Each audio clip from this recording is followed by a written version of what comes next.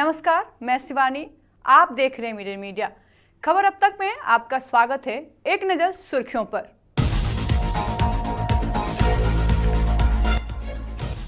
विपक्ष का चुनाव आयोग और सरकार पर हमला, वोटर लिस्ट में गड़बड़ी के आरोप में इंडिया गठबंधन ने सांसद के बाहर किया प्रदर्शन।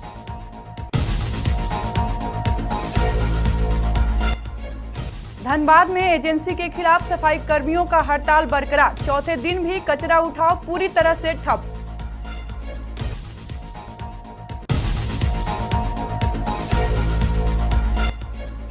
सीएम हेमंत सोरेन ने पैतृक गांव में नमेरा में किया पिता शिबू सोरेन का श्राद्ध, विधि विधान की तस्वीरें की साझा।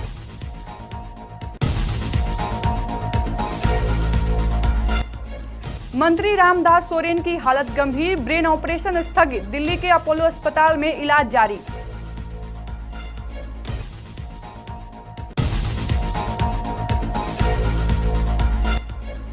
धनबाद के हीरापुर समेत शहर के कई इलाकों में कचरे का अंबार, एजेंसी विवाद से जनता परेशान। और अब खबरें विस्तार से। देश के विपक्षी दलों ने सरकार और चुनाव आयोग पर वोटर लिस्ट में गड़बड़ी करने और वोट चोरी करने के गंभीर आरोप लगाए हैं। राहुल गांधी ने इन आरोपों को लेकर बड़े दावे किए, जिसने देश भर में राजनीतिक बहस को गरमा दिया है। मंगलवार को विपक्षी नेताओं ने संसद के बाहर जोरदार प्रदर्शन करते हुए सरकार और चुनाव आयोग के खिलाफ नारेबाजी की। उन्होंने वोट चोर, गद्दी छोड़ के नारे लगाते हुए आरोप लगाया कि भाजपा और चुनाव आयोग को मिलकर चुनाव प्रक्रिया में धांधली कर रहे हैं तथा जनता के मौलिक अधिकारों को छीन रहे हैं। इस प्रदर्शन में कांग्रेस के वरिष्ठ नेता प्रियंका गांधी, सोनिया गांधी, मल्लिकार्जुन खड़गे समेत इंडिया गठबंधन के कई प्रमुख नेता शामिल रहे, जिन्होंने सरकार की नीतियों और चुनाव प्रक्रिया पर तीखा प्रहार किया।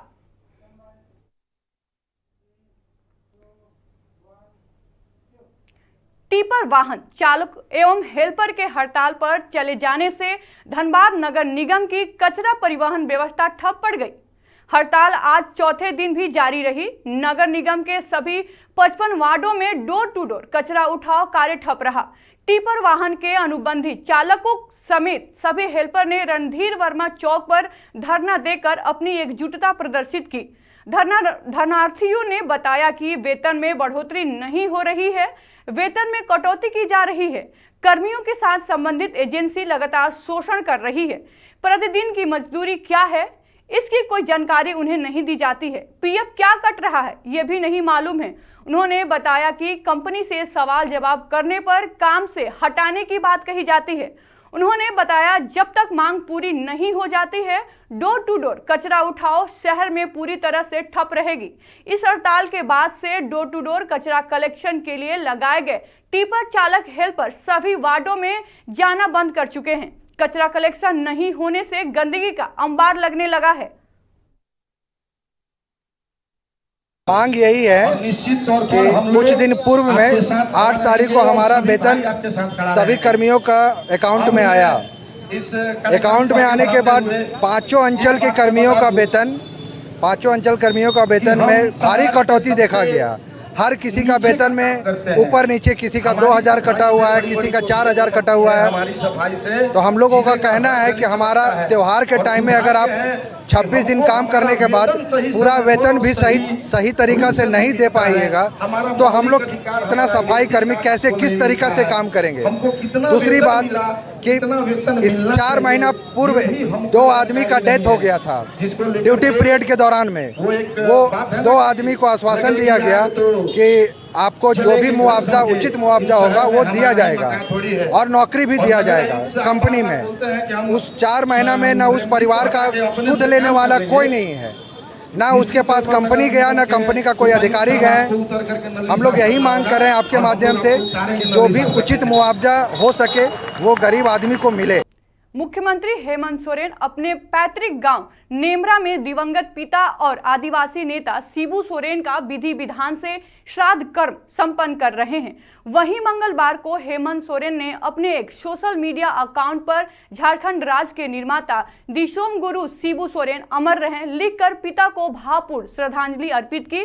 साथ ही विधि विधान के दौरान की कुछ तस्वीरें भी साझा की, जिसमें पारंपरिक रीति रिवाज के साथ श्राद्ध संस्कार की झलक देखने को मिली। इसके अलावा तमाम लोग भी दिशोम गुरु के प्रति अपनी श्रद्धांजलि व्यक्त कर रहे हैं।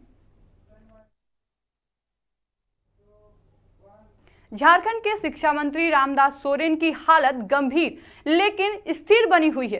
दिल्ली के अपोलो अस्पताल में उनका इलाज जारी है, जहां उन्हें लाइफ सपोर्ट सिस्टम पर रखा गया है। विगत दिन अमेरिका के चिकित्सकों और अपोलो अस्पताल की टीम के बीच ऑनलाइन बैठक हुई। इस मौके पर टीम के नेतृत्वकर्ता डॉक्टर KN सिंह ने मंत्री की सेहत और विस्तृत रिपोर्ट पेश की। समीक्षा के बाद चिकित्सकों ने फिलहाल उनके ब्रेन का ऑपरेशन नहीं करने का निर्णय लिया। मीटिंग के बाद परिजनों को बताया गया कि मंत्री का शरीर कार्य कर रहा है, लेकिन ब्रेन सक्रिय नहीं है। उनकी स्थिति पर निगरानी रखी जा रही है और कुछ जांच के बाद ही आगे का निर्णय लिया जाएगा। ज्ञात हो कि मंत्री रामदास सोरेन अपने घोड़ा बांधा स्थित आवास पर गिर पड़े थे, तब उन्हें गंभीर अवस्था में एयरलिफ्ट कर दिल्ली ले जाया गया था और अपोलो अस्पताल में भर्ती कराया गया, जहां उनका इलाज जारी है। धनबाद के हीरापुर और आसपास के कई इलाकों में कई दिनों से कचरे का अंबार लगा हुआ है, जिससे आसपास के लोग और राहगीर भारी परेशानियों का सामना कर रहे हैं। हीरापुर एक व्यस्तम इलाका होने के बावजूद यहां गंदगी और दुर्गंध फैल रही है, जो स्वास्थ्य के लिए भी बड़ा खतरा बन गई है। यहां तक कि हीरापुर स्थित अनुमंडल पदाधिकारी राजेश कुमार के आवास के आसपास भी कचरे का अंबार देखने को मिल रहा है। निगम ने कचरा उठाने की जिम्मेदारी रेमकी एजेंसी को दी है, लेकिन एजेंसी के आंतरिक विवादों के कारण कचरा उठाने का काम ठप पड़ा हुआ है। नगर आयुक्त ने चेतावनी दी थी कि यदि एजेंसी अगले दिन तक कचरा उठाने का काम शुरू नहीं करती है तो निगम खुद ही बिना किसी एजेंसी के इस काम को संभालेगा। बावजूद इसके अभी तक एजेंसी ने कोई कार्रवाई नहीं की और कचरे का अंबार जस का तस पड़ा है। अब यह देखना होगा कि नगर इस गंभीर समस्या का समाधान कब तक करता है और लोगों को गंदगी से कब तक छुटकारा मिलती है।